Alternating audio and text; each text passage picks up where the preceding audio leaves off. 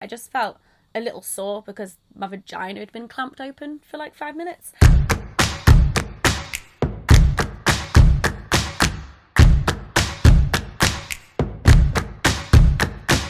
Hello and welcome to episode 15 of the Hormone Diaries. Tomorrow I am getting the coil.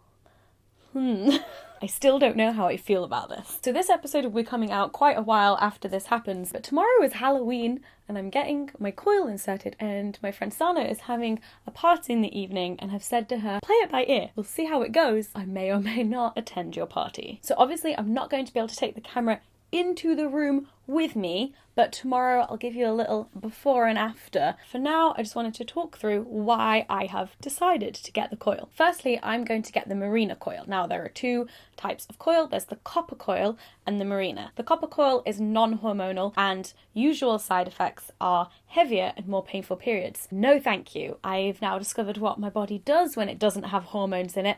And you know what? I prefer it hormonal, mainly because of the boob thing. So the Marina has progesterone only in it, which is the same hormones that's in the pill that I'm currently taking, but it is a very low dosage. So if you think about it, you take a pill orally and that has to go through all of your body to reach your reproductive system in order to have its effect there. And that's why you have a lot of side effects from it, because the same pill is kind of like going all throughout your body. Because the coil is located in your womb where it needs to be, the dosage of hormones is really low because it doesn't have to travel so far. So many women I have spoken to rave about the Marina coil. They say it is incredible. It seems to be the miracle contraception. Fingers crossed my body agrees with it, because this thing lasts for 5 years. I don't want to be like presumptuous or anything, like touch wood, but maybe in 5 years time I'll be wanting to have kids, and so it's kind of like perfect, because I am in a position now where for the last year and a half of my life I have been thinking so much about my contraception, and it is mentally and physically exhausting. So I'm really hoping that this works and agrees with my body, because then I don't have to think about it anymore. That would be amazing. In terms of side effects, I don't really care if I still have periods or if I bleed every now and then. Because it's a very low dosage of hormones, it's not 100% if the boob pain will come back or not. My mum also used to get really sore boobs before her period, and she was on the Marina coil, and she said they still felt sore in the lead up to what would have been her period, but it was a lot less. Maybe because we're related we'll have a similar experience. We shall see. In the meantime, the main thing I'm worried about is the procedure itself, where it gets inserted. I have had a smear test. I actually did an episode of the Hormone Diaries all about that. You can click here to watch it. And what people have told me is that it's kind of like that, but just a little bit more painful and lasts a little bit longer. Some people have said it's not really painful at all. It's just that you are feeling a part of your body that you have never felt before. So it's just like, ugh. I'm literally now just like rubbing my womb like it'll be okay. I will say, booking this appointment was a bit of a nightmare. There was no instructions anywhere from my GP or online. It was just really confusing to know how to go about booking this appointment. To demonstrate, here is past Hannah. So when I called up my GP to make that appointment, I was like, I would like to talk about potentially getting the coil. And they were like, okay, have this appointment with the nurse. I get into the nurse's office and she's like, hey, so you want to get a repeat prescription of the pill? And I was like, no, I wanted to talk about getting the coil. And she's like, oh, we don't do that here. You need to go to one of the specialist clinics. Now we're going to Google my local family planning clinic, because no one at the doctors could tell me where it was. Sometimes the NHS makes it very hard for me to love it. I don't know what to search. Like, do we still call them family planning clinics? This is a learning curve for all of us. I'm doing this and making the mistakes, so you don't have to. Oh, I swear I've been to this one before. Pregnancy testing / family planning / contraception, including implants and coils. Ringing. Following 4 options. I don't want any of those. Who knew not getting pregnant would be this hard? Sorry, but there are no agents currently available to take your call. Please try calling back later. Goodbye. Goodbye. This is a lot harder than I expected. Why? Ah! I'm gonna call them again. Oh, apparently the easiest way to book is via their website. Why is this so hard? Okay, so it turns out that the sexual health clinic that I was trying to get access to closed down a few months ago. So I have to book online. Where's like the normal appointment? Oh, here we go. What am I doing on Halloween other than watching Stranger Things in the evening? Okay, literally nothing. Your booking is confirmed and you will receive an instant confirmation text. Okay, that's done. We got there. The only thing that I'm not sure about is that there was nowhere online to specify which coil. And I have tried calling them up, but you just call them up and they're like, please book online. And I'm like...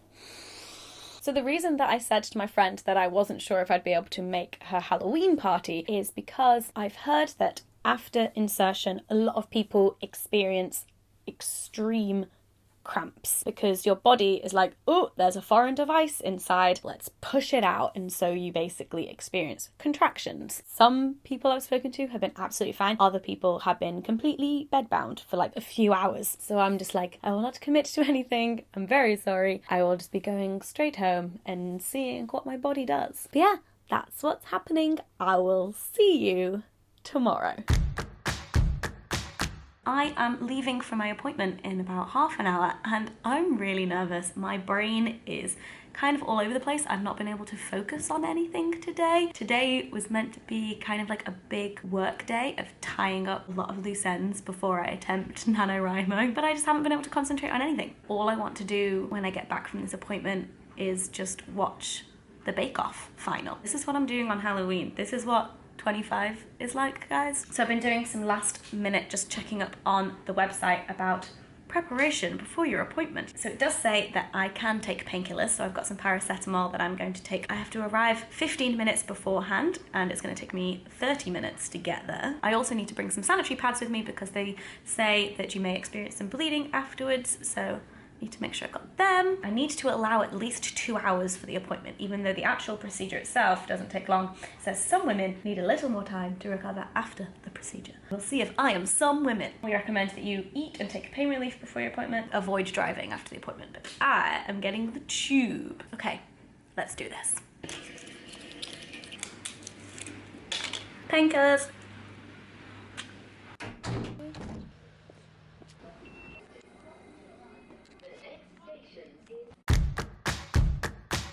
Good evening. Oh boy, oh boy. Before I freak anyone out, the procedure itself was fine. I was sweating a lot because I was really nervous, but it was fine. About 10 minutes after I left, that was when the cramps kicked in. It's just been the worst I've ever experienced. I had to lie down and sleep, and getting home was such a struggle. I felt weak, I felt nauseous. I can't even like hold up my camera because it hurts. I'm in so much pain. I have a hot water bottle on my womb right now. It feels a lot better now than it did before. I don't feel like I'm gonna throw up. Definitely not going out tonight for Halloween. This is my evening. All I've had to eat today is like bacon and eggs in the morning and then chocolate digestives for the rest of the day. So I kind of feel like I should eat something, but I do not have the energy to cook. If you are going to get one of these, I would just highly recommend like booking the afternoon off work. Don't make any plans. I totally see now why they say in the like prep thing, don't drive. I've just taken my second dose of paracetamol. I will talk through all of the details of the procedure in the next part of this video, but just so you know, it was fine. It was fine.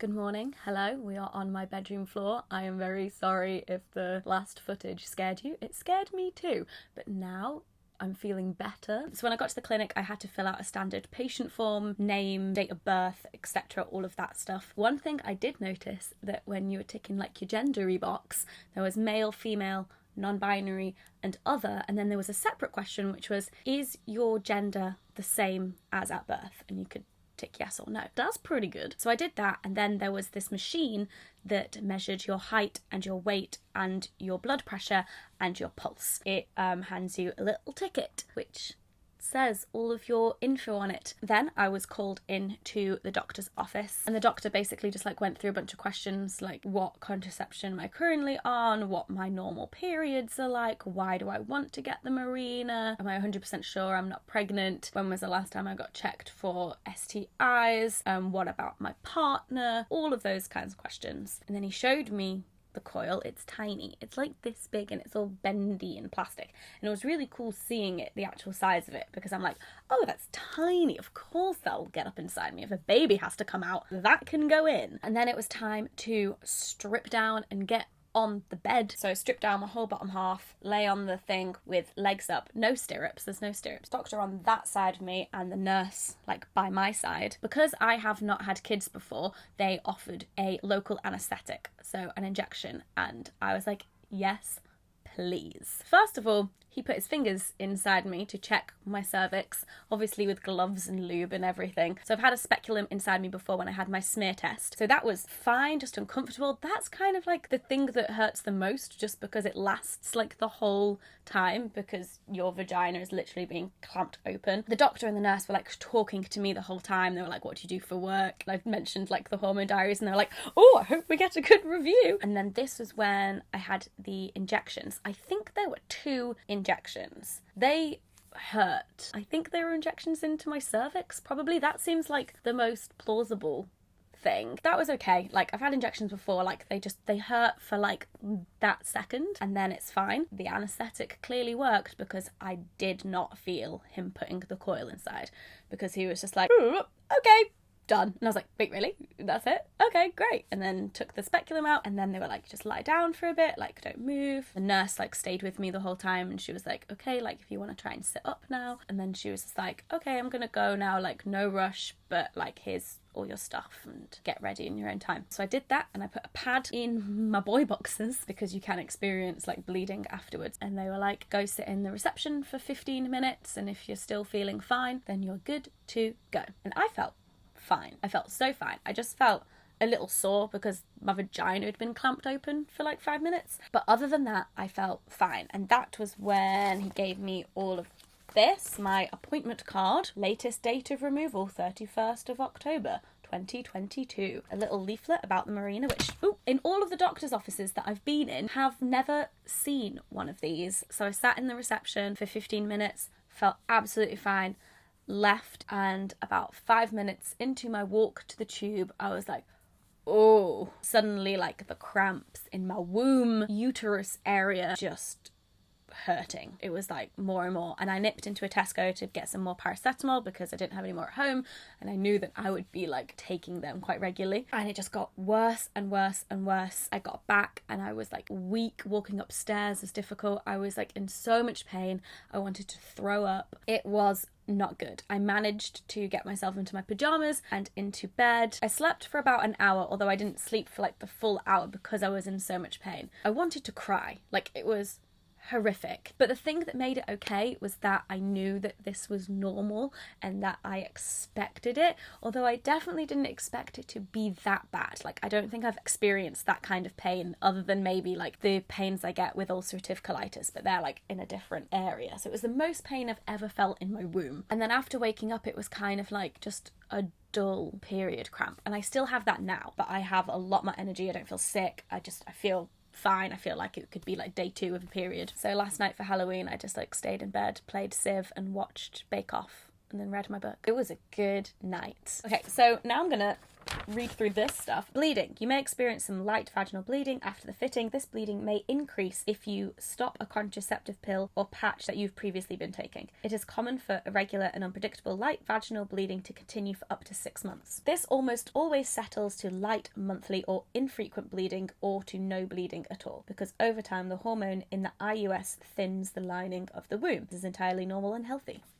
Good. You may experience some lower abdominal cramping for a few days after the fitting. A few days. Great. If you have been given a local anaesthetic, you should not notice any increase in pain once it effects wear off.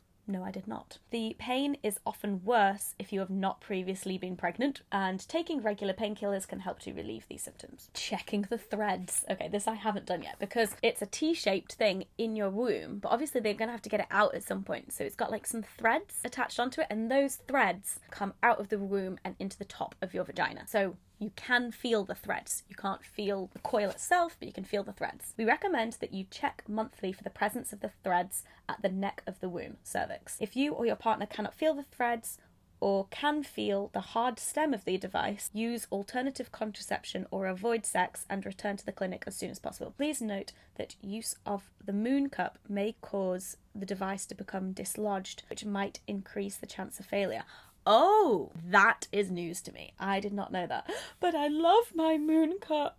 But hopefully my periods will just be lighter and lighter, and I'll just use pads, and then hopefully they'll just disappear. Oh, okay, so no more moon cup for Hannah. But speaking of moon cup, by the way, I'm a moon cup affiliate, so if you wanted to get yourself a moon cup, which I would highly recommend, buy one through my link, then I get a small cut of the price. Thanks for supporting the Hormone Diaries by buying a moon cup. I've not checked my threads because I don't know if you can see, but these nails are really long right now, so I'll wait until I get them cut down. Having sex. Oh, this is the important bit, clearly. If an IUS is fitted within the first 7 days of the start of your period, it is effective immediately, and you may have sex as soon as you feel comfortable. If fitted at other times, that is me, other times, it may take up to 7 days after fitting to become effective. If you have been using alternative contraception before your fitting, you may have been advised to continue this or use condoms for the first 7 days. I actually asked the doctor about this, and so I'm going to be continuing my pill for the next 7 days, and then coming off the pill, and then I'll just be IUS, i.e. the Marina coil that I have. You should seek further help if the pain does not settle within a week or is getting worse, you experience heavy bleeding, more than a period, you experience a continuous aching pain in your lower abdomen or smelly discharge, or feel hot,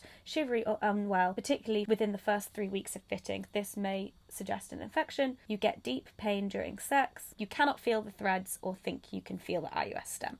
Okay, good stuff. I think we should end this episode here, and maybe in like 3 to 6 months I'll do a follow-up Hormone Diaries about how the coil has been working for me. I'm really hoping that this is it for me. Like, I'm hoping that my body agrees with the Marina coil, and I'm basically sorted now until I want to have kids, and then after having kids I can just like use the Marina again. Fingers crossed. Wish me luck, wish my uterus luck. Thank you again for watching the Hormone Diaries and supporting this series. It means so much to me. Please give the video a thumbs up if you enjoyed it, and let me know in the comments if you have the coil, either the Marina or the copper coil, and how that works for you. How was it all getting it put in? I have to say, like, procedure, fine.